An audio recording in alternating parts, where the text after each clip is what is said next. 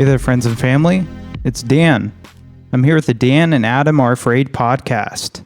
It is April 27th, 2025. That's right, folks. It's episode 48. You tuned into the right show. 48. Episode 48 of the Dan and Adam Are Afraid podcast. 48 episodes we've brought you our true selves, representing artists talking about art. Not critics talking about art, but artists talking about art. I'm joined here by a fellow artiste, Adam. I am just so glad we are done with episode 47. I don't want to be associated with 47. That's my resistance. Hey, Dan, I'm just over here resisting. I got my pussy hat on.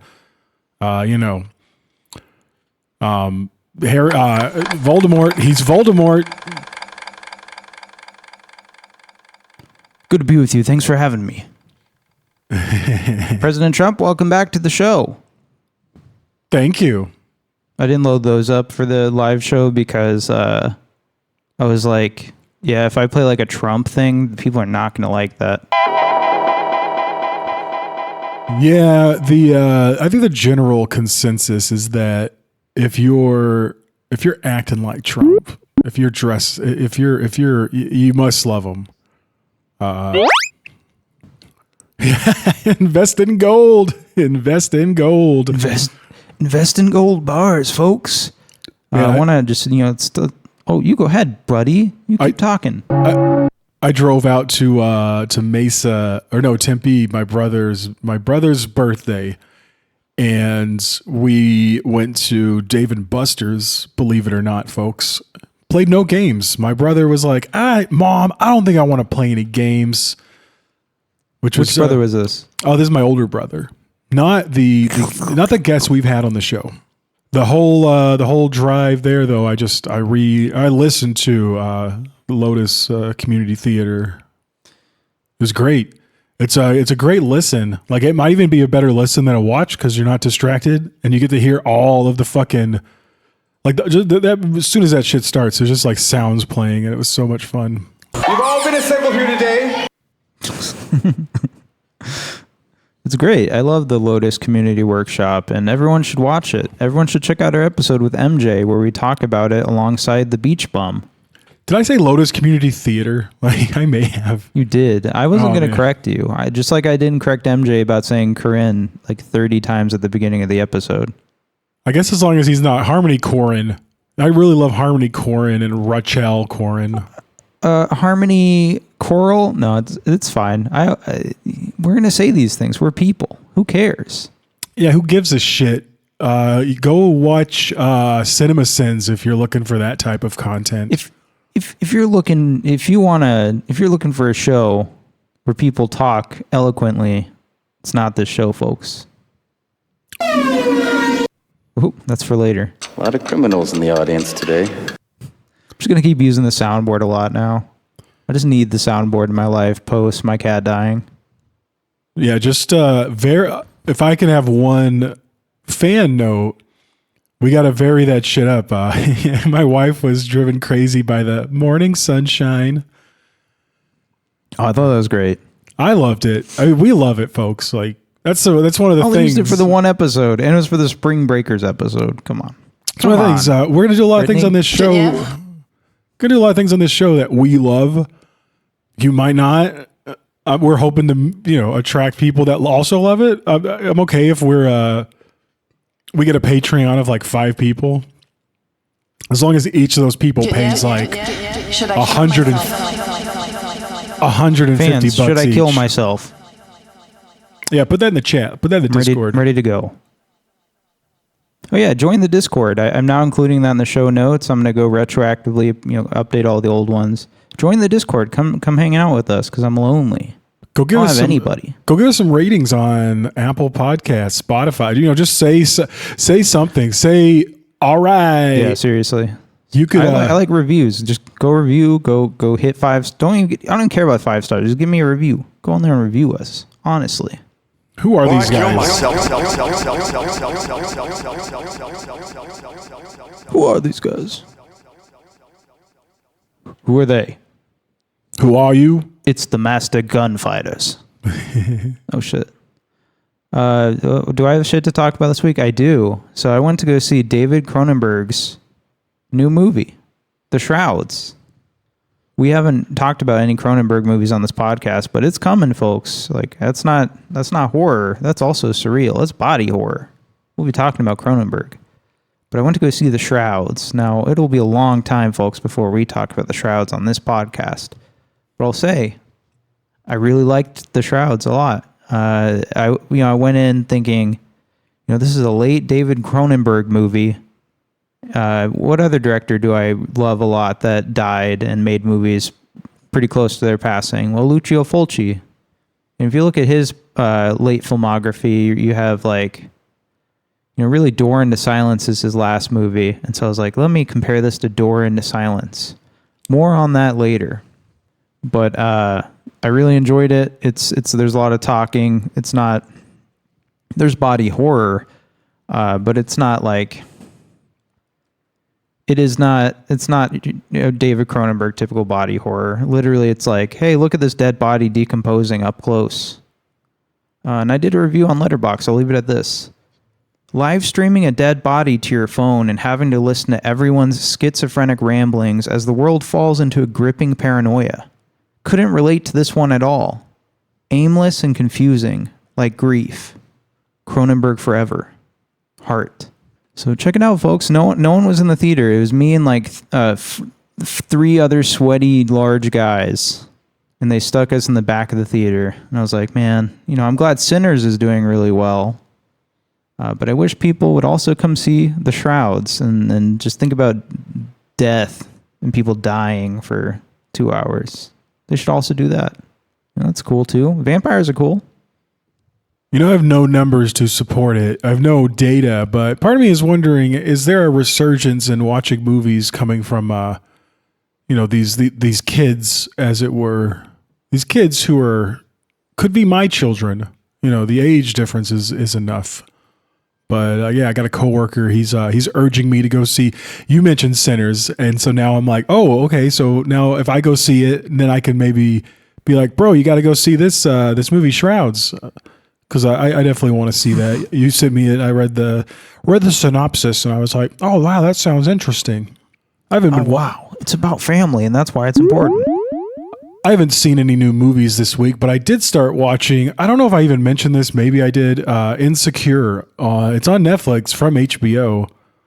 Awesome show. I just fashionably late, as usual, Adam. I have to know that. I'm like Britta from Community. Like, I wait until the hype has died down and then I watch something. I watched Game of Thrones when the 7th season came out. That's when I started watching it. So that I'm not on any trends. God, I just keep fucking clicking. It came out in 2016 and had 5 seasons. It was like a pretty premier black show for a while. It was on HBO, wasn't it? Or am I wrong? Yeah. It's HBO. For sure, yeah, black. Yeah, it was Issa Rae. Issa Rae, it launched her career essentially. Now she's everywhere. She's in the Barbie movie. She's producing tons of movies. It's important to quote unquote black culture. Yeah. I'm really glad you cut me off. Right, all I got out was pretty black, and that's good. The soundtrack is great. Fucking love it, man. Do you remember back when we listened to? The Daily Zeitgeist. Hey everybody, this is Adam. That's my impersonation. We should start singing introductions. They had the sideshow, and I don't remember what it was called now, but it had Carl Tart, Jackie.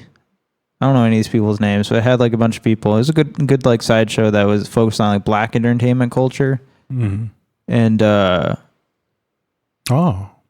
fuck, why am I bringing this up? What were we talking about? Well, I think you felt the need to bring up a more popular podcast than us. Oh, Issa Rae. Yeah. Well, they're defunct. Daily Zeitgeist might be more popular. But fuck them. They're a bunch of libs. You could go listen to your lib shows if you want. If you want to talk about Trump bad. It's about how Trump's bad all day instead of moving on with their lives. Yeah. I mean, that's the news, right? Like that's how you get the likes, is being like, oh, look at what this buffoon did. Is that even the case now? Can you believe this? I guess so. He's pretty unpopular. I don't know. I have no clue. I'm not trying to pay attention. I'm not trying to go to El Salvador, folks. Yeah, I don't speak Spanish. I don't think I would do well down there. They would just be like, essay, yo, white boy. Be like, can you guys just kill me? I don't know. So Issa Rae was mentioned on that podcast a lot at the time when Insecure came out. And I remember hearing about Insecure from it. That's the only reason I was bringing this up. Nice, yeah. I've never seen it. So you like it? It's good? All 5 seasons you watched? Or are you like season 2? I'm in season 2, yeah. Just started season 2, I guess. I got to start varying it up a bit though, because like I watch a lot of I watch a lot of the same shows. Like I'm one of those guys, like I hate it. I hate where we are all like, I watch one show at a time now and I watch it back to back.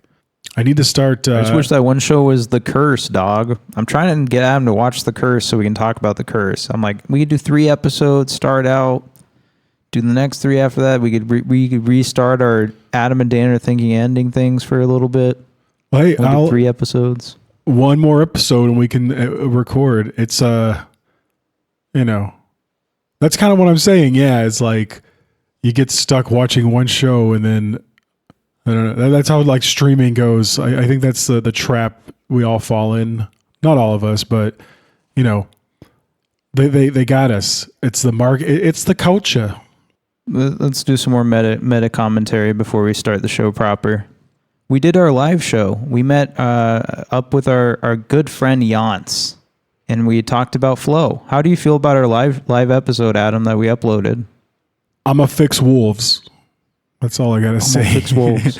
Oh damn! I tried to do that. I was trying a little more behind the scenes. I was trying to, that show came out. I was just trying to tweak it a bit audio wise and how to say this. What I'm trying to say. Different people talk differently than you and I, and editing like a third person's voice is not something I've done a lot of. And every time I do it, I'm just like, I'm having so much trouble. Like I kind of know where your voice goes. I know where my voice goes. Don't know where anyone else's voice goes. I was saying, I think you were gonna have trouble editing that episode either way. I had trouble with the Beach Bum episode. So meta folks. I edit all the episodes. This is a Dan edited podcast for the most part. I think there's been a couple episodes you've edited. Do you remember which ones they were? I know I did our infamous Begotten episode, that wonderful movie. And any Adam and Dan are thinking of ending things. My issue is that at least before, I would just have such a fucking habit of like getting lost in the sauce and like getting very fucking depressed editing my own shit because I'm just like, oh god, a lot of it was going through like, why do I have so much audio dating back so far? Oh no, I've been doing this for how long? Oh god. Yeah, it's a good thing my friend Eddie told us to release this podcast finally, and I was like, I guess we should. Yeah, let that be a note to anyone listening, man. Like, if you got something, just do it. Just get out there and do it. Even if you're not super great at it, you're going to get better or, as long as you can have fun with it. I was trying to record a song all weekend and I was having so many technical difficulties. But like, that's what my teacher was saying is like, you got to have fun with it. I got these kids in electronic music and they're like, oh, I got to make a song by Thursday. And he's like, do you hear what you're saying? You have to make a song? That sounds fucking great. You have to make a song. I liked the live episode. It was different. I like my microphone. I like the way we do things because it has a consistent, predictable sound. Yeah. I wish I could just ship people a mic and like all the stuff we use and just like, here you go, perfect. Just take this. One day, folks, we'll have a little kit. It's one of the things you told me, or maybe I read it about like recording a podcast is maybe having like the best microphone is not ideal because it's going to pick up everything. It's going to pick up my little when I'm drinking soda because I was like, I don't want Dasani out of the vending machine. Sorry. Like I know, like, yeah. I don't want to get too much in the weeds here because we're about to get in the weeds elsewhere. So I'm about to smoke some weeds. You know what I'm saying? Fuck. That's cut it out. Cut it out. They're gonna arrest me and send me to El Salvador for smoking legal weed in my state. Yeah, man. Fuck that shit. This is legal weed. I'm smoking that legal weed. I went to a shop and I got it for free with loyalty points. All right. We got some stuff to discuss today. I wanted to kind of burn some stuff because, one thing that sets the Dan and Adam Are Afraid podcast family experience, multi-generational housing family, again, what sets us apart from other podcasts that talk about movies is we don't just talk about movies. In fact, I'm very strong about my opinion that I don't care about form, and I don't like everyone's obsession with it's got to be a standard story structure with three arcs or three beats, and you're done, and you got to have resolution. You got to have someone fighting for something. I don't really care. And what is a movie? It's just a moving image. What do we do? Well, we've reviewed several visual albums on this show. And we're going to continue that tradition today. We're going to get to it. But I just want to mention up front that we're also going to be reviewing some short films. So I've got, since getting into Harmony Korine, living in harmony, as Adam would say, I understand short films now. If you go back to our Relax, I'm from the Future episode, I'm very dismissive of the short film of that movie. By the way, director of that movie, come on the show.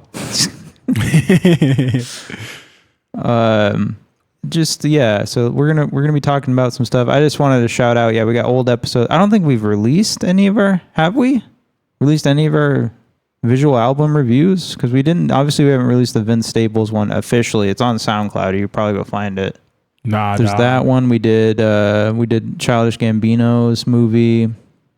We did one recently. I feel like we did a visual album Mac Miller's tribute album. Yeah, movie. Balloonerism. I feel like in some ways, like the films we choose, it's in the spirit of Charlie Kaufman as portrayed by Nicolas Cage. Sometimes you just want to make a movie that just shows how beautiful flowers are. Yeah, like I get it, yo, like rising action, falling action, characters coming and killing their fathers and meeting the goddess. That's all fun, that's all fine, but I mean, I feel like that's just supposed to be something that comes out naturally from telling a story. That's not something you're supposed to necessarily be focused on. You know what I'm saying? No, you got to focus on it and be like, 3 points. This loses 2 stars for not having a rising conflict. Ding! Sorry, that's my Cinema Sins. I'm here with Cinema Sins, and we're watching Circus Maximus. 5 points for Rihanna not being in this movie.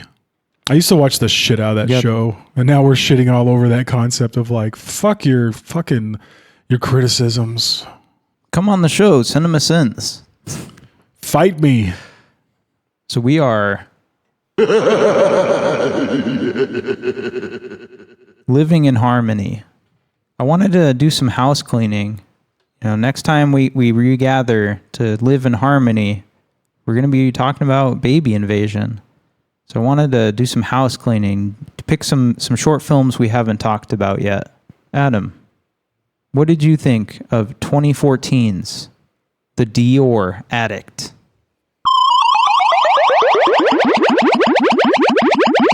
I mean, obviously, you know me, like I get excited when I hear things that I'm into, like music wise in a commercial. And yeah, like when I hear, what is that fucking bit? D'Antwoord, they come in with Into the Ninja, that song like playing in the background. I thought it was like, I thought the use of that song was great and the way they mixed it and like kind of cut it up. And what's that actress? Was that old girl from Witch? Was that her in that? No. No, she looks like it though. Yeah, no, I thought it was I can cool. see that. Like I thought it was a really cool commercial. There's a commercial, right? Yeah, it was like not even 2 minutes long. A woman enters a glamorous floral dimension through a mirror above a fireplace and discovers a wonderful branded perfume from Dior. For some reason, she takes her top off at the end of the video and lounges on top of the marble fireplace. It features music from D. Antwoord, as Adam mentioned. Enter the Ninja. I am your butterfly. I need your protection. Be my samurai. This calls back to an earlier short film, Adam, that included the duo in 2011's Umshimi Wham. Did you ever watch that? I watched that soon after it came out. Yeah, my ex showed it to me. I'm old enough to breathe. I'm old enough to bleed. I'm old enough to knock out all your bricks with. I don't know how it goes, but that's from it. We can take a detour and just talk about that. I like that short film. I watched it when we did the Spring Breakers episode, but I forgot to talk about it. And yeah, that's pretty fun. It's kind of that era, like destruction, like there's out there living in the woods or whatever. Kind of like our friend Cambo we're going to talk about. But yeah, that was I think they like killed themselves at the end of the fucking video. Ninja! No, ninja! Ninja. My girlfriend really loves D. Antwoord, or did. So anytime I watch something with them, I'm just like, oh my God. I don't know if I'm a big D. Antwoord fan, but they're interesting. Did you like Chappie back in the day? You ever watch Chappie? Yo, I love District 9, so maybe I should see Chappie, but I haven't seen it. I'm sorry, folks. This short, Dior Addict, kind of falls into, that classic category of artists who did commercials. You have David Lynch who did commercials. Nicolas Winding Refn has done his fair share of commercials, even of late, recently. It's cool. I don't know. I wish I could get like a nice like Blu-ray that just had like, I don't know, 50 short commercials from various like directors. Like you'd have to get like all the David Lynch ones, all the Nicolas Winding Refn ones, whatever. Because I think that's kind of like an art form that's like completely dismissed. And obviously in my description, I'm kind of dismissing it a little bit when I'm like, she gets this branded perfume. Like it's the whole point of the ad. But it's still an art form, and it's still kind of beautiful in a way. It can be.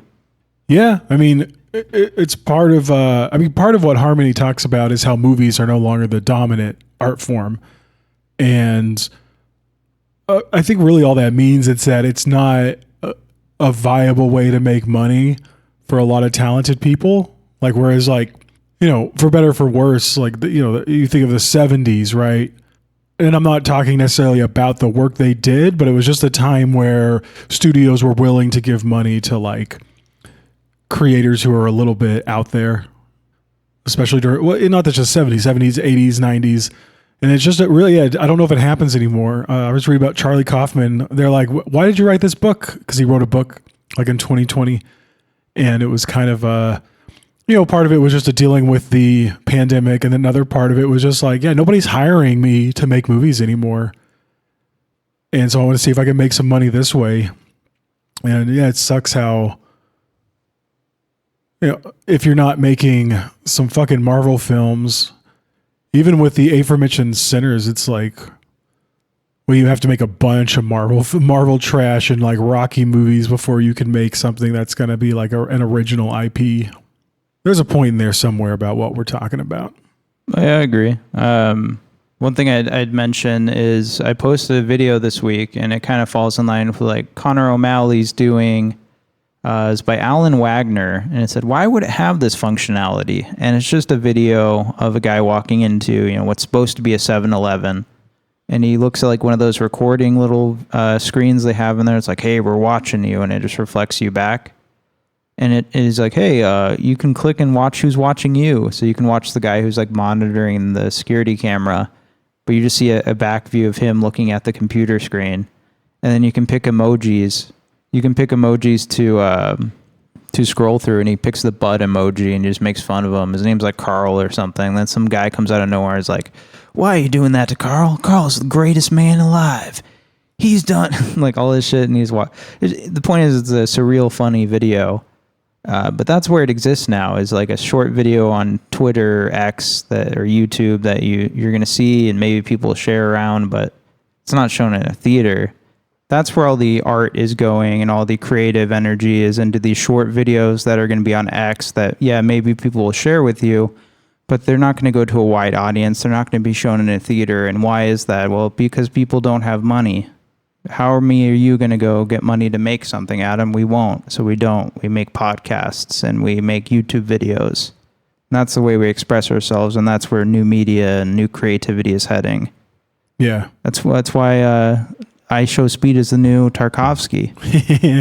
You can laugh at it all you want, but I watched all of his videos in China and I was like, this is dope. Nice. Yeah. There are hardly so many people I know, like hardly any of them are watching movies. And like you said, yeah, it's because like you really want someone to make a movie that you're gonna vibe to. But if they're making it for everybody, and that's where all the fucking major films are. They're making movies for everyone, and they all suck. If you make a movie for everyone, you make a movie for no one. Next one, we're talking about Alone in the Woods, The Legend of Cambo. This is from 2015. It's another Vice short or Vice documentary. Do you remember Vice, Adam? Do you love Vice? Wasn't it ran by like Gavin McInnes? Yeah, Gavin McInnes. For a while, yeah, that guy was doing it. And, dude, like, I remember liking Vice back in the day. I don't even know, does it exist anymore? Like, it does, yeah. I don't know. I don't watch it like I used to. Maybe I should. Maybe that's on huge, me. Man. They had Ty West make a movie, including them, and with that Jonestown found footage movie. Like, it's a Vice documentary crew goes into Jonestown. I mean, everyone fucking talks about that movie, and I remember fucking hating it.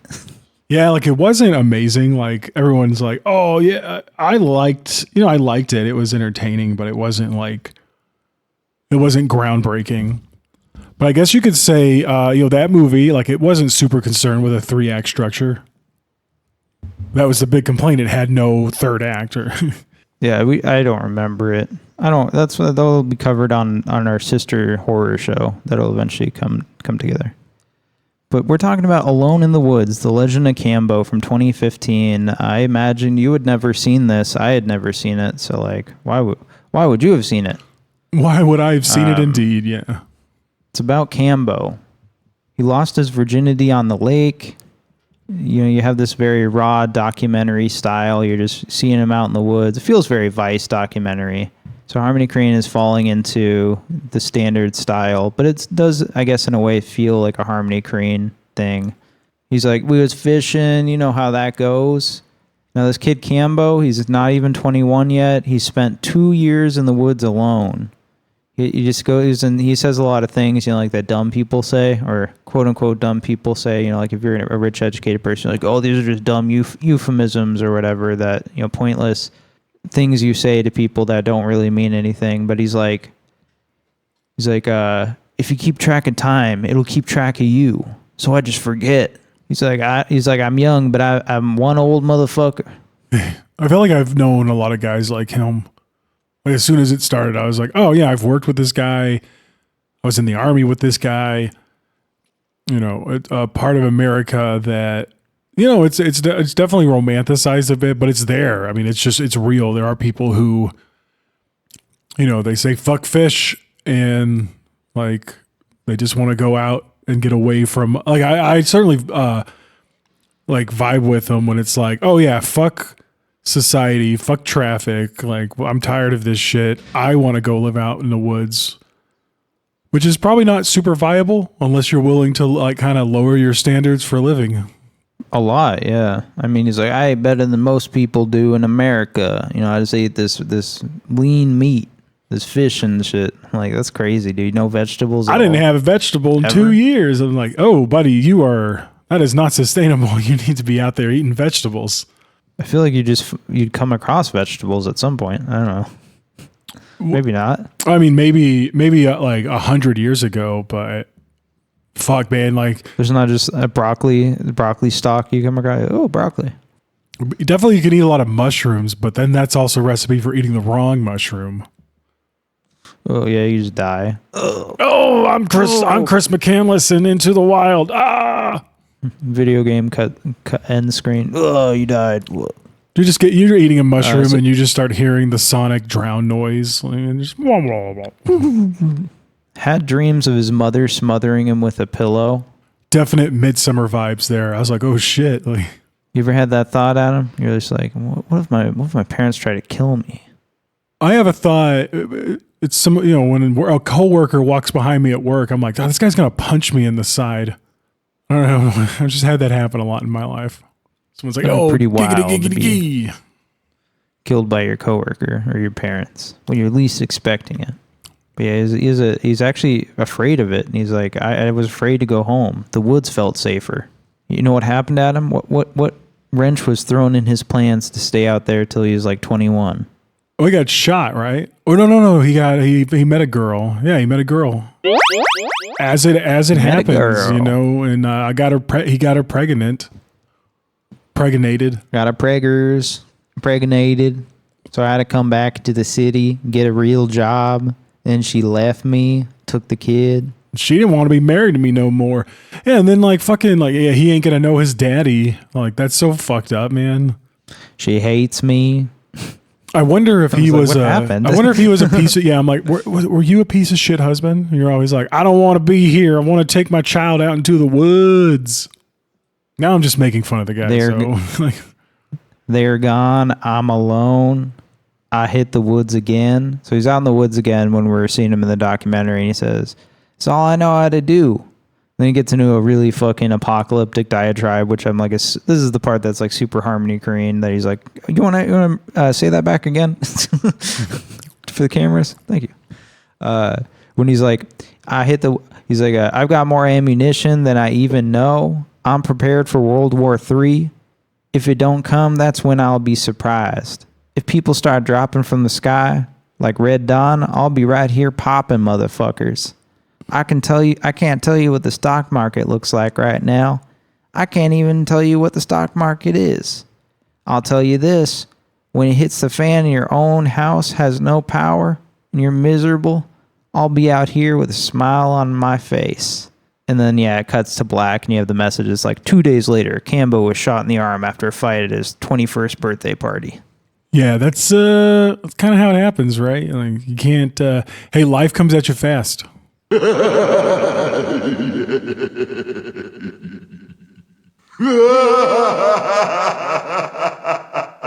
now we move on to 2018's Drum Ass. Unless you have anything to say about Cambo we haven't covered yet. Nah, I did not watch Drum Ass, though. I will go ahead and cop to that.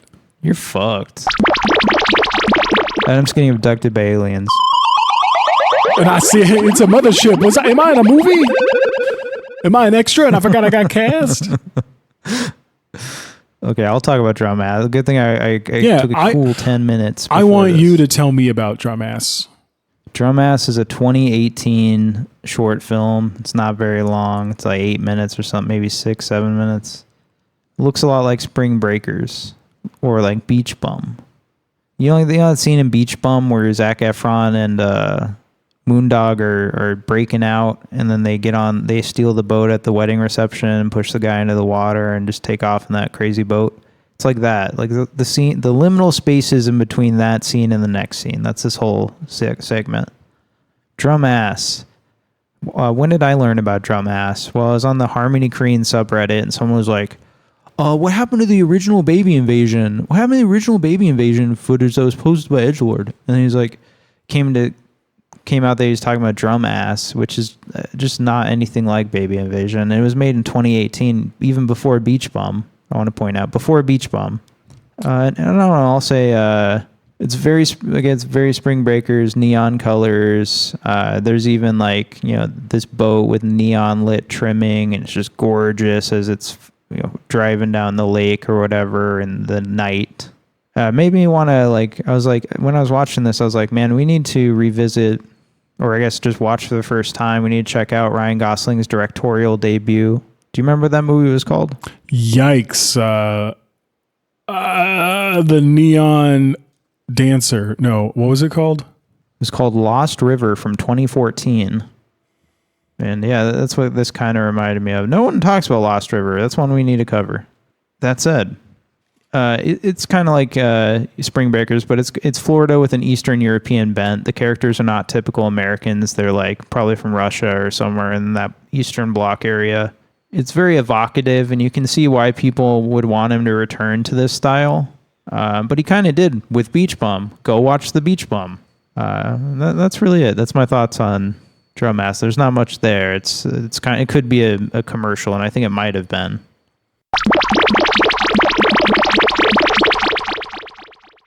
Did you watch Duck Duck, you little bitch? I'm a poet. Yeah. I mean, we watched that. You showed that to me, and then also I was like, my wife and I were watching shit last night on the YouTubes, and I was like, hey, we just watched Taylor Swift All Too Well 10-minute version. Okay, let's watch this. And it definitely, this little short film is what gives me Baby Invasion vibes. I don't know how, I saw like a few little muted clip scenes from Drum Ass. I'm like, how did anyone fucking think this was have anything to do with that? Like, hey, that's an old one. It definitely is very Baby Invasion. That's my first thought when I watched this, was like, oh, this is him trying out some ideas for maybe what would become Baby Invasion years later, because this is from 2019. This is the year of Beach Bum. You can imagine he did this post Beach Bum release, right? And he was like, well, let's try this out. Now, what is Duck Duck, Adam? Go and describe it for the audience who's never watched Duck Duck. Well, Duck Duck is it feels like a sloppy mess at times. Like, we follow a man in a hot dog suit, I believe, right? And he's longboarding. A note about that. Apparently, my mother-in-law used to be a big longboarder. She's from California, so I'm like, shit, I got to get her a longboard and get her back on the streets. And then, like, yeah, we're treated to, just so many, like, so much color. This is, like, one of the most colorful things I've ever seen. And we have these little panda bears who are also running around. I kept thinking that it felt kind of like a video game.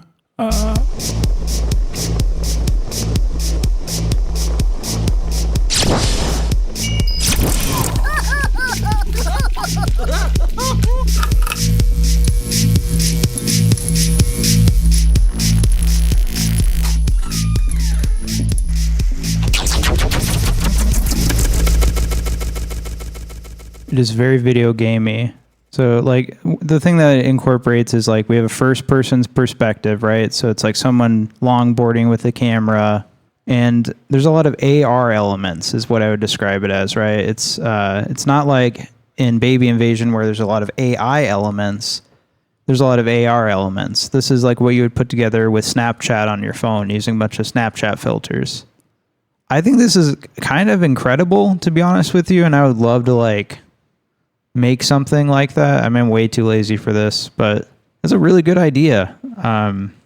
It's really fun to watch. It's just, again, it's just this trip of, just like Baby Invasion, where you're just vibing along. There's crazy shit happening. You got I feel like, you do have the guy in the hot dog suit, but we're also following like these weird furry creatures. You got a panda, like two pandas or something. Yeah. Fluffy panda suits. They're just dancing. They're jiving to this music, and they're just in Florida hanging out. There's not much to say about Duck Duck. It's just wonderful, and I think everyone should watch it. That's like something I'd want just like playing on, like, if you could have, like, if this was the perfect future where like everything didn't feel bad, I would like to have like a futuristic, just like you know how they have like digital photos? You just have this playing at all times somewhere. Yeah. It's like, hell yeah. Every time I get in the shower, this plays. how I know to get out. Nice. Yeah.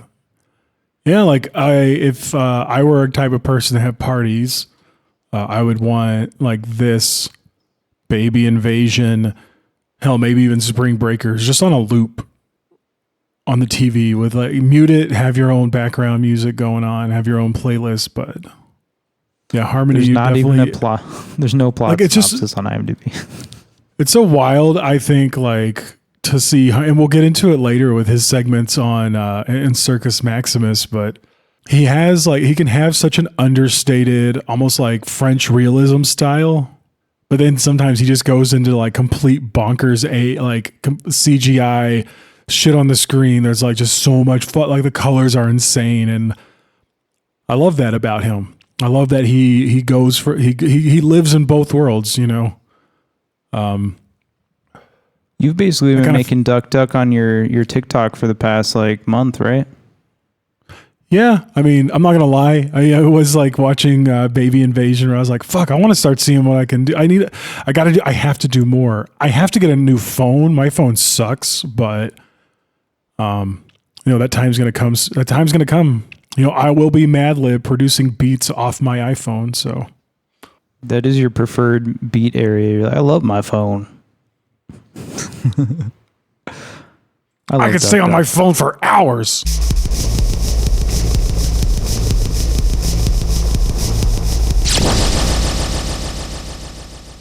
This brings us to our feature, and you'll notice we're pretty far into the episode, folks, because there's not going to be that much to talk about, but we'll do our best. This is Circus Maximus from 2023.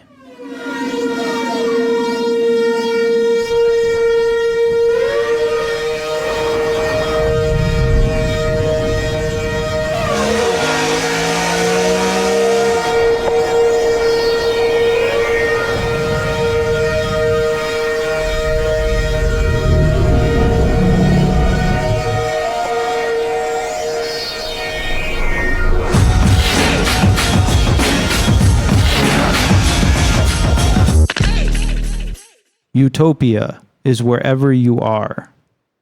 Travis Scott takes his audience on a mind-bending visual odyssey across the globe, woven together by the speaker-rattling sounds of his highly anticipated upcoming album, Utopia. A surreal and psychedelic journey, uniting a collective of visionary filmmakers from around the world in a kaleidoscopic exploration of human experience and the power of soundscapes. Join us for Circus Maximus. Circus Maximus from 2023 is directed by officially Travis Scott, but it has multiple segments within it. It's an anthology, kind of. Anthology visual album. Do you want to go ahead and list those directors for me, Adam? Yeah, this is, like we said, anthology with segments directed by Valdimar Jóhannsson, Andrew Dosunmu, Canada, Kahlil Joseph, Gaspar Noé, Nicolas Winding Refn, and Harmony Korine. Like, this is fucking packed. This is stacked, as the kids say. My shoes are stacked. It's got everyone we love. It's got three of our favorite directors, Harmony Korine, Gaspar Noé, Nicolas Winding Refn. Don't know who the rest of these people are. And let me say up front here at the top of talking about Circus Maximus, I don't have no clue what Kahlil Joseph did. Do you know what Kahlil Joseph did? Did you find out? Because I didn't. I looked at the fucking credits and I couldn't even find. I went through the entire credits of the movie, which take up like 10 or 15 minutes, almost feels like 10 minutes. Nothing about Kahlil Joseph. I don't know what he did. So, whatever you did, Kahlil Joseph, congratulations. I give you credit. Keep doing it. Like I'm like, hey, whatever you did, man, it worked. He worked on Beyonce's like Lemonade, so I assume he's involved in maybe a overhead capacity. But good job. So this movie was released on July 27, 2023, it was shown at select AMC theaters. Adam, neither of us went to go see this. So that is a bummer, right? Like after watching this, I'm like, shit, that would have been cool. And we would have gotten a t-shirt if we went when it people wanted that t-shirt. We would have Cactus Jack t-shirts. Are you a big fan of Travis Scott? I'm going to go ahead and take everyone on a journey. I was really into that song Goosebumps like a year after it came out. I'm always behind the times. Like I was getting made fun of at work for playing it. But since then, I have not listened to a lot of Travis Scott. Just by like osmosis was like, man, fuck Travis Scott because all those people, all those kids high and got hurt at his concerts. Which now I'm like, damn, that sucks. I wish I love Travis Scott now. I'm like, oh man, I've been listening to his newest album. Came out 2 years ago? Been listening to that like a lot. I'm like, damn, this guy's so fucking cool. He sounds weird as shit. I didn't know Travis went so real. Like watching this movie high as fuck last night, I was like, I am feeling sad. I'm feeling all sorts of ways, and this man's lyrics are like fucking out there, dude. I love it. So yeah, what does that say? Yeah, I throw down with Travis Scott. It's true. Travis Scott is known mainly by the public for his 2021 controversial performance that led to the crowd rush and crush of some people. I don't know how that happens, but people just get fucking crushed.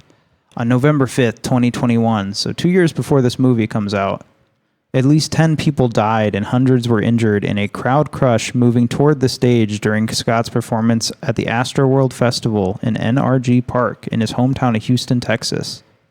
On the first night, a crowd crush occurred, resulting in the cancellation of the second night of the festival. In the video footage of the incident, Scott is seen continuing to perform despite chants from the crowd pleading him to stop, observing at least one audience member had been hurt, then ordering security for a brief moment to help jump in real quick, keep going, only to continue with the rest of the show for the following hour, encouraging people to get wild and crazy. Despite an ambulance passing through the crowd that was pulling out lifeless bodies. Victims killed ranged from 9 to 27 years old. Who sorry, I should not say, but who's bringing their 9-year-old to a Travis Scott concert?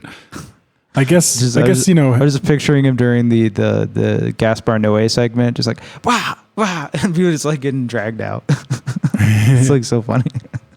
I don't know, man. It's a thorny subject. I don't know. I guess the grand jury declined to indict Scott, so I guess he never was held responsible for any of it. And if I can speak, obviously, like Genevieve, should I kill myself? The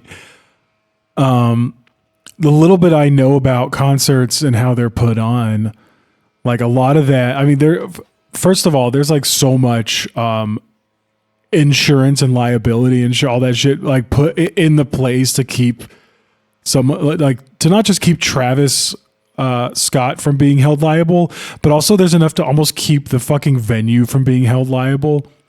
Who I think would really be at fault. It would be the venue for not having a better setup for a massive fucking crowd like that. You have to assume that something can go wrong. Everyone wants to be like, well, Travis was telling them to run up to the stage. And it's like, yeah, that's a fucking concert. Like, I should be able to do that at a concert without people being like, Adam doesn't care about human life. But yeah, like, let's put the fucking concert, like the venue and the fucking people, like clearly it sounds like there wasn't enough security and emergency services there. I think it's time to forgive Travis Scott, folks. Circus Maximus starts off with a segment based on the song Till Further Notice. This song on the album features James Blake. This segment, however, I don't think has him in it. Maybe he's singing in it. I don't remember at this point. It is directed by Valdimar Jóhannsson. Travis Scott is seen walking around mountains in Iceland and enters an enormous cave where he is attacked by a monstrous octopus. After the octopus lets go, he continues to trek the mountains and coastline of Iceland, which seamlessly leads into the first conversation between Ruben and Scott. Adam, what did you think about that first segment directed by Valdimar Jóhannsson? I mean, it got me into the headspace I think you need for this movie. I mean, I love Iceland. I think it looks beautiful. Those are my Yeah, my thoughts were, this is fine, I guess. I looked on YouTube or somewhere, and I remember someone being angry about the octopus, and they're like, is this Jewish anti-Semitism? Yeah. Travis Scott is Hamas. Travis Hamas. And I was like, I don't know, man. It was fine. I don't know. It's okay. You could open it a little bit better than that. It was a little slow. I feel like you really should just start with the next musical segment. We'll talk about it. We do get the first Rick Rubin interstitial sidebar session. Adam, did you know these were directed by Harmony Korine? Could you tell? I don't know if see, that's what sucks. Like most of I didn't know that until I saw it just a second ago, and I'm like, damn, because last night I was like trying to pinpoint, like, oh, this is clearly directed by blah blah blah, but no, I didn't. Now that I know, it's like, it kind of makes sense, I guess. I mean, Harmony definitely, he's in Duck Duck. There's kind of like that weird, camera lens going on at times. So yeah, like the round camera frame. Rick Rubin says, "You've come a long way. Is the house half empty or completely empty? How are the kids? I heard there was a tragedy. Are you still crying? How about the drugs? Are they still working? Or are you just tired of them?" Travis Scott's in his Children of Zion or Zion character from Aggro Drift, and he's like, actually, I didn't come to talk about that today. I actually came to talk about something different. And then it cuts to our next segment called Hyena. This is directed by Andrew Dosunmu. Sorry if I'm saying Dosunmu.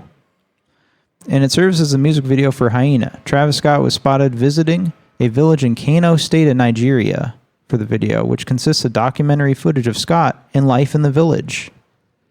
I mean, that's what it is. If you look at the poster for Circus Maximus, like, you got imagery from it with the guys on the dirt bikes. I said it's very fun. Hyena is a hype song.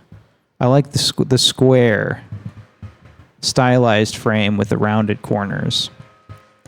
This is fun. This should have been the opener. This should have been the opening of the thing. When I think about Circus Maximus, I think about this being the opening, and I never think about the octopus. Yeah, I thought. Just having in a video with this like pumped up of a song, being in Nigeria. I mean, we got the trucks, we got the people hanging in the back, we got like, the really hard hitting drums. Yeah, like, I think it just, in movies, a lot of times you don't see that part of the world unless it's like a movie about terrorists. And so I really thought, like, just like the garb of like the Nigerians, I don't know. Yeah. Just really cool with this music playing, He had like gloves on his head, kind of look like a crown or something, or like a headdress. Sick as fuck. Travis Scott, come on the show. Come on the show. It's Travis Scott. We forgive you. Yeah. We are your biggest champions of saying you did nothing wrong. You're fine, man. Come on the show. We'll do the forgiveness tour. All right. Then we get our second Rick Rubin interstitial sidebar session. He says, "Utopia seems different than what we think of when we say utopia."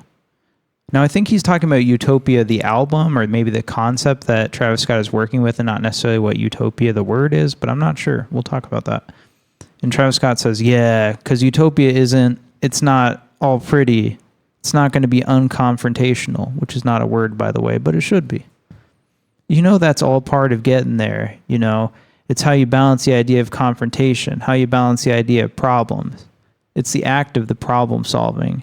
In order to reach utopia, it has to be like hand to hand, It's that way of like transferring energy from one to another without it being broken. One person out of the chain is like an empty hole. I'm just trying to create that circle of us, just transferring the energies.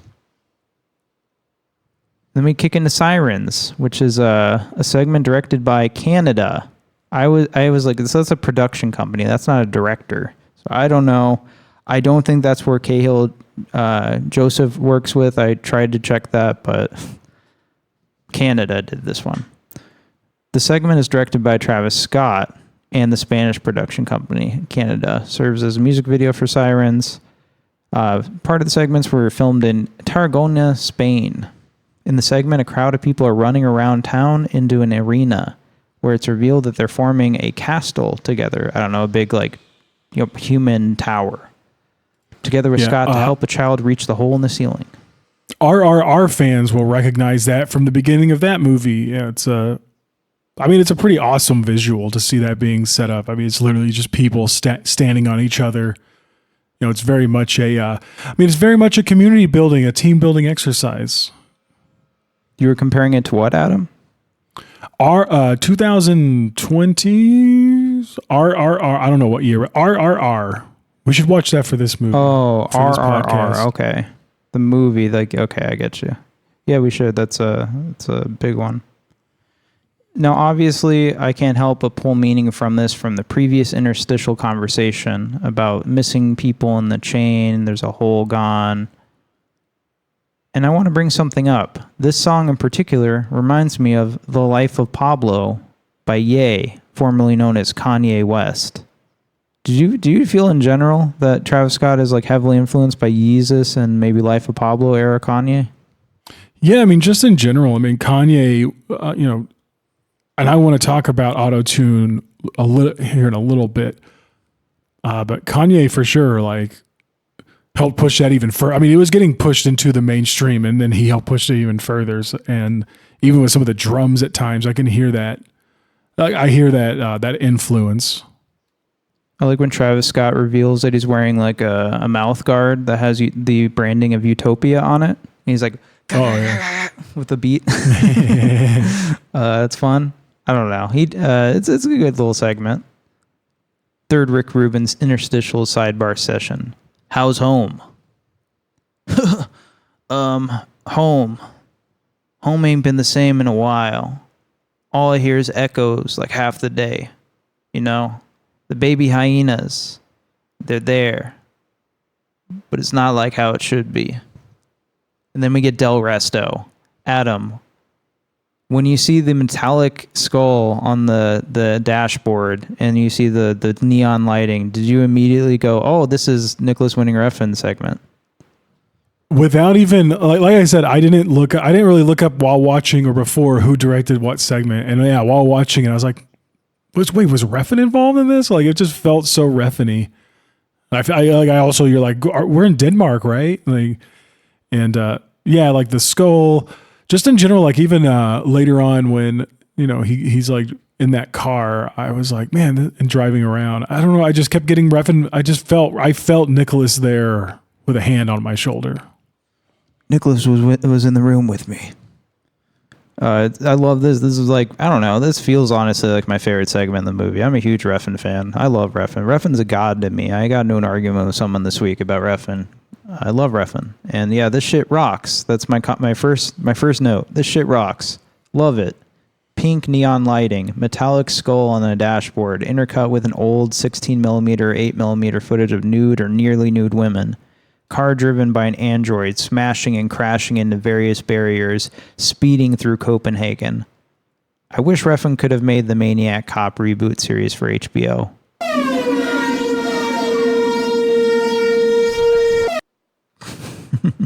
I just love it. I love that he's wearing a weird android mask. He's got like a little helmet on. Obviously, you know, Travis Scott's like, hey man, you may drive. You got to put me in a car. We got to drive me around. Feeling like 2012's Drive right now. In this segment, Scott is in a blue taxi where his eerily masked driver recklessly careens around Copenhagen, Denmark. I like this song a lot. I like the ending. I can't tell, but I do believe in the video we have Nicolas Winding Refn's daughter, or at least his wife's daughter. Oh yeah, with the girl that kind of disappears. And I love at the end. That's awesome. I love that. Like that made me like. I just wish. I'm so glad he's making a new movie. We'll talk about it at the very end of the show. I love this segment. Do you have anything to say about it outside of me saying giving 5 stars, giving it a high five? I love it. Thanks, Nicholas. Brazil,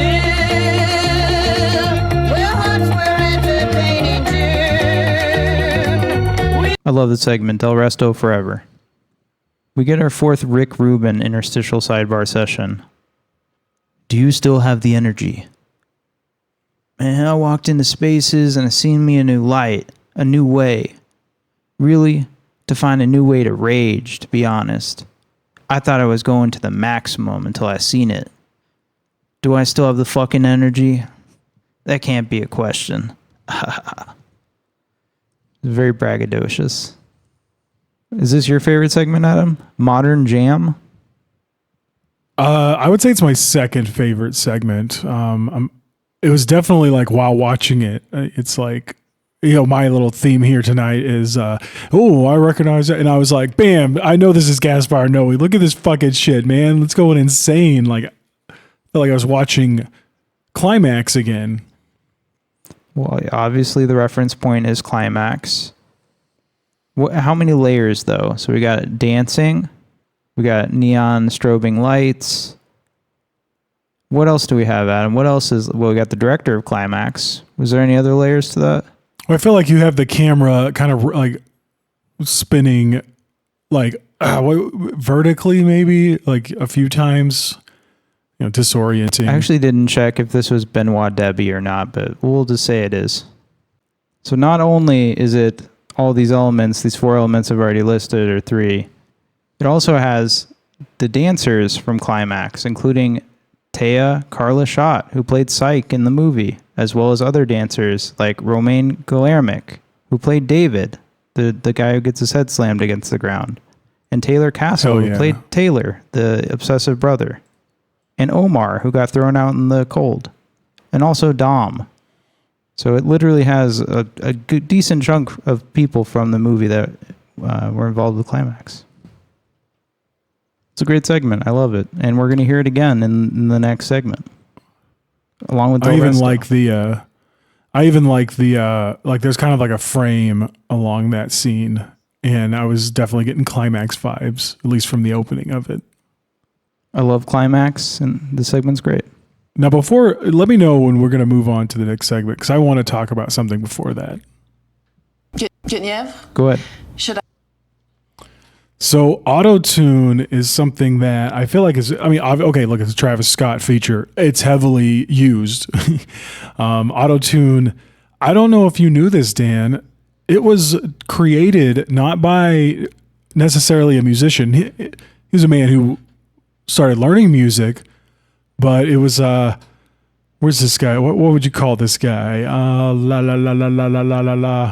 Yeah, the man's name is Andy Hildebrand. He is a PhD research engineer, and he was specialized in stochastic estimation theory and digital signal processing. There's the first little note there. But they were using this shit to map the ocean floor and to find, so they can find where oil was, and then they would go and drill for that oil based off of their use of these frequencies hitting the ocean floor. And it was his colleague's wife who was like, LOL, you should make me a box that can make me sing better. Which he dismissed at first, but then he went and enrolled in some music courses, and the shit was stuck in his head. So he then developed auto-tune.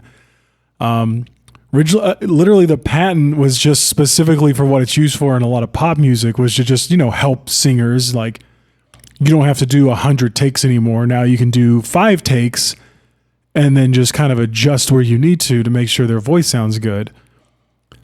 And it wasn't until Cher, 1998, they were like, hey, what if we just turn this all the way to 0? And then that cuts out all of the, I don't have it written in front of me, but all the little sounds in between pitches. It just kind of cuts those out, rapidly gets you to the next pitch. And that's when you get the T-Pain effect, the Cher effect. And Dan, how do you feel about auto-tune now? Were you ever against it? Yes. Gang. Nice. I love it. And I was definitely I just kind of I hated T-Pain for when I was younger. I was just like, this sounds stupid. He sounds dumb. And it wasn't really until Kanye, but even more but Kanye's influence on Bon Iver, where I was like, oh shit, is autotune cool? And after listening to Travis Scott, I've been listening to Charlie XCX. I'm just like, dude, I fucking love autotune. I need to be able to use auto-tune on this podcast. It's, I don't know, it's just an amazing paintbrush you can use for your voice. And it was created by a fucking scientist, a guy who, when you hear him in interviews, it's like, wow, this is the most like, this is such a regular guy that changed the face of music forever. Him and T-Pain have a cooking show together. He's like, it's me and Mac making Mac. Nice. And yeah, and T-Pain, man, like it's so crazy. He got so much hate back in the day. Yes, even from other rappers, because it was like, hey man, this is rap. You got to represent your authentic, true self. And I love his idea or his words where he's just like, hell yeah, I love blues, I love jazz. I want to make my voice sound like a saxophone. Yeah, I mean, I don't know. People suck and they're like, oh, you don't play guitar, so it's not real. You got to play guitar and it's got to be opera singing or it's not real. Yeah. And then they'll listen to somebody who uses an electric distorted guitar and still say that shit. But if it's not white, it's not real. If it's not white, it's not right. Fifth Rick Rubin interstitial sidebar session. Are you ready to put it all together? Yeah. Well, what are you waiting for? I don't know. Good question. Guess I'm waiting on nothing. And then Rick Rubins himself out, beams himself up into another consciousness. Adam, how do you feel about Rick Rubin? I was like, I kind of like him in this. He's good. It's fine. Homie, I love Rick Rubin. I mean, his hands have been on some of my favorite albums, going from like System of a Down. He worked on that album with Darren Malakian. It's where I'm like, oh yeah, that's why Darren is such a good fucking like producer, because he worked like his first few albums, he was working with one of the best. And I fucking love Rick Rubin, man. The guy, self-admit, he doesn't know music theory. He can't play an instrument. He can't even run a soundboard. That's not what he's hired for. He's hired for like his impeccable taste, as he says. And like the guy just kind of, I don't know, he's an inspiration because he's just some scraggly haired dude that knows what sounds good and can get it out of people. He's fine. I don't hate him. Some people come out and they're like, Rick Rubin, he's a criminal. He's fine. He's a criminal. Okay. A lot of criminals in the audience today. Criminal vibes. A lot of criminals in the audience today. I wasn't expecting that much criminal vibes. Then we get our last segment of Circus Maximus, which is our longest segment, funny enough, called Pompeii. It is directed by Harmony Korine, consists of concert footage of Scott performing at the Amphitheatre of Pompeii in Pompeii, Italy. We have several songs that are listed here. Hyena, Thank God, Modern Jam, My Eyes, God's Country, Sirens, Fane, Circus Maximus, Delresto, Echoes, Parasail, Till Further Notice. I should notice Modern Jam has Tizo Touchdown performing alongside Travis Scott. Fane has Sheck West. I'm not familiar with Sheck West. I'm sorry. And then we have Young Lean on Parasail. Young Lean's just chilling the whole time. He's like, hey, I'm here. I'm ready. And then you got James Blake, who comes in on Till Further Notice, which is fine. I heard people really like that one a lot, but I was like, I don't know, it's okay. And you got Telekinesis, which actually has SZA. One thing I want to say, up front, there's a history of people performing at the Amphitheatre of Pompeii. Adam, who performed there? Yep, Pink Floyd did their 1972 concert film there. There's a whole list of people who have done stuff there. It's not just Pink Floyd. There's been some Italian people. There's been some other folks. There's been fucking the gay guy, the really famous gay guy about the piano man. He did the piano. Oh God, we got to finish quick. Forget it, folks. But what can you say? It's very cool. I like the cheerleaders. I like Tizo Touchdown. Lots of uses of drone cameras. It's a good idea for a concert film. I should mention the cinematography was done by Benoit Debie. So Harmony Korine was in a love spiral with Benoit Debie from all the way from 2013, 2019, and now 2023. He's been involved with them. So don't be surprised if Benoit Debie pops up again. I said it was a weird missed opportunity for the weird AI stuff. There's none of it in here, being as it was produced the same year as Aggro Drift. And I thought it was kind of funny they couldn't nab The Weeknd or SZA for a live performance. No West Side Gun either. They don't want to come out to Italy? I never really got into James Blake or Young Lean. What about you, Adam?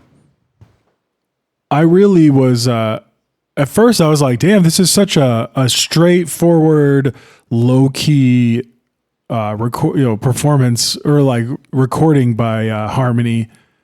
And boy, doesn't that change the further you get. This becomes an insane fucking thing. It becomes the end of climax. Yeah. And just a real quick note too. My wife, she was watching this kind of with me, and she was like very kind of upset. She was like, "Why? Fuck them! Like just recording here. Like they probably damaged this shit, and like so many people died here." And then as she looked it up, she was like, oh, "Okay, so Italy is actually very, and unsurprisingly, they're very strict on what you can do when you go to the Pompeii Amphitheater." And yeah, I don't know. That was just the thought I had. That was just one little note I had. Italy, yeah, they're probably Italian cops on site, like watching, making sure they didn't fuck shit up. The Amphitheatre of Pompeii is one of the oldest surviving Roman amphitheaters. It is located in the ancient city of Pompeii, near Naples, and was buried by the eruption of Mount Vesuvius in 79 AD. That also buried the city of Pompeii in the neighboring town of Herculaneum. 6 bodies were found during the excavations. I thought that was funny because I was like, why'd they have to excavate this location? Oh, because of the Pompeii explosion. But yeah, it was built 70 BC. It was an amphitheater, and it gives us insight into the gladiatorial culture of Rome. There are painted posters on the walls of the amphitheater that have been uncovered depicting gladiators accompanied by slogans and nicknames, evoking shades of the modern posters, billboards, or banners depicting today's sports stars and celebrities. Some of the posters would be repainted to state the outcomes of major events. For example, one poster declares a gladiator to be a heartthrob of the girls. A recovered fresco depicts the end of a fight, with the loser gladiator awaiting his fate. But yeah, there's a lot of death here, right? And they have a whole door where they would pull... I think at the end of the movie where Travis Scott's walking out of the amphitheater into the daylight, I'm like, is that the door where they used to haul like dead people out of? Damn.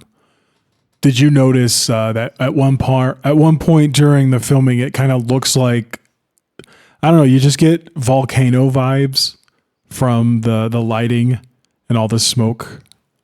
Maybe. I thought that was really neat. That's a good like something to notice about a Pompeii. And that was noticed by my old wife. It's cool. It's dope. I would love to go to Italy and be shot on drone cameras by Harmony Korine. Now, one thing I'll mention, because I read some behind the scenes of some of this stuff, and they didn't have much time for this. Like when they had Gaspar Noé came in, they gave him like 3 days or something. They're like, you have to be here in 3 days and get this done. He's like, oh, okay. So I had to think about that with Harmony Korine's segment, because I was like, how much time did they give him to set this up? Because there's so many lights everywhere. There's so many things they would have had to set up. Yeah. Crazy. I don't know. What is there to say about Pompeii segment? It's very, very long, and it covers songs we've already heard, which is an interesting choice for a visual album to repeat songs. Oh yeah, I mean, but like I feel like it was filmed almost in the spirit of. That's just me as an old guy. It's just filmed in the same spirit as like the. The Pink Floyd bit where it's like, well, he's just going to put on a concert. And some of the segments really kind of freaked me out. Like, I found like the robot band pretty jarring. Like they were not fun. They were not the fun animatronics you get at Chuck E. Cheese. Yeah. They're like the animatronics you got at Chuck E. Hell's. That was a bad joke. Scratch that last bit. Jesus, those were cool though. I forgot about the little robots that are playing drums in the background and stuff. Yeah, Very dystopian vibes. Dystopian vibes, folks. Tizo touchdown coming in with the mic. I thought he was fun, just jamming. Yeah, Tizo is awesome. Never seen Tizo touchdown out. I've heard the name, but I've never interacted at all with their art till now. That was Circus Maximus, folks. That's it. I don't know. What are you gonna say? What are you gonna say about Circus Maximus? Let's read some reviews. Flores 2 says, "Call me Travis Scott, the way I jack boys." Young Lean showed up and started punching the camera by Owen. Here's maybe a longer form one by Joshua. It says, "I heard there was a tragedy." Oh God, this is way too long. I'm not going to read that. Go read that if you want to. Pretty fun that you can tell instantly which director directed each segment. They understood the assignment perfectly, did their thing to the very best of their ability, and I'm here for it. That was by Suspirlium. 4 stars. It's interesting to try to give this a star rating. A lot of people are pretty negative on it, I guess. Let's see. We got a 3.2 average, so not amazing, right? That means like half people were like, "Fuck this shit, 1 star, 2 stars." Yeah. Well, I mean, hey, like if you're coming onto this show, expect us to be reviewing movies that are somewhat controversial. I forgot to log this on Letterboxd, folks. Fire him.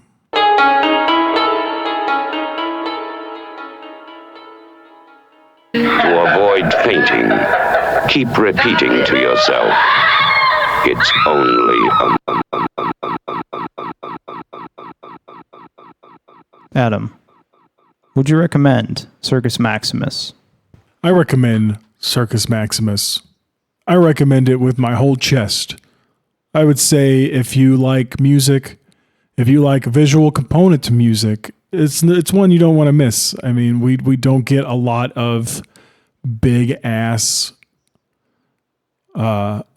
just like a monumental. What's another adjective I can throw out there? You got all these directors that I love. I love the shit they do. I love their style. I love their eyes.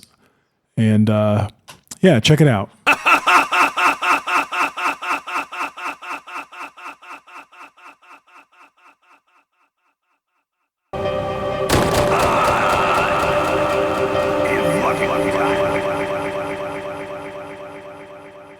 Hey there, folks. It's me. It's Dan. I'm here at the podcast. Do I recommend Circus Maximus, directed by Travis Scott and various people that I love with my dear life? Yes, I do. I think you should check this out. If you like Travis Scott, if you like the album Utopia, you should check this shit out. It's fun.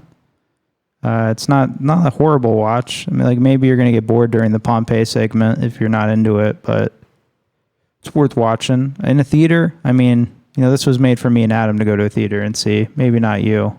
Maybe it is made for you. Did you go see it in theaters? Sound off. Let us know. Send us an email. Join the Discord. And check out Circus Maximus. Let's all go to the lobby. Let's all go to the lobby. Adam, did you pick a fucking movie for us for next week? You motherfucker, you know I fucking did. Fuck Chucks, get your fucking holy shit belts on. We're watching 2002's Confessions of a Dangerous Mind, directed by George Clooney, written by Charlie Kaufman, with rewrites by George Clooney. Oh, God. I don't even have a reaction for that.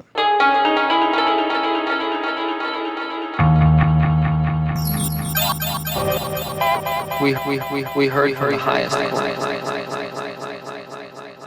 This guy's taking the goddamn baby invasion approach, folks. If you get burned out by Charlie Kaufman, don't blame me. Blame me for the Harmony Korine getting burned out on. We're burning it at both ends. I don't know how I feel about George Clooney. George Clooney's like literally an oligarch. Like, yeah, he's a liberal oligarch, but he's like, this is annoying. He was in the Solaris remake. And it wasn't any good. I was just like, why are you remaking Solaris? So you got an uphill battle, buddy, on this one. I'll Yeah, engage with it. I'll give it my all. I know one note for going into confessions, and I mentioned it. Yeah, like Charlie Kaufman wrote it, sent it to George Clooney, and then George Clooney like rewrote a whole bunch of it. Never talked to Charlie about it, and then like told him after the fact. And then Charlie Kaufman sent his rewrites after the movie was already finished, and so there was some bad blood there. We're gonna get into it. We're gonna talk about it. And we're going to love it, folks, for what it is. Join us next week for Confessions of a Goonerous Mind. We've all been assembled here today by a wonderful charity workshop, the Lotus Community Workshop. It's a non-profit for inner-city people in need or rural hard-lit cases. Sit down, darling. Sit down. How do you get a piece of that pie and still maintain a semblance of dignity? You know that, and I know that. It's cool that I'm here for you. I'm so happy you're here for me. I want you so bad. I want you. Sexy.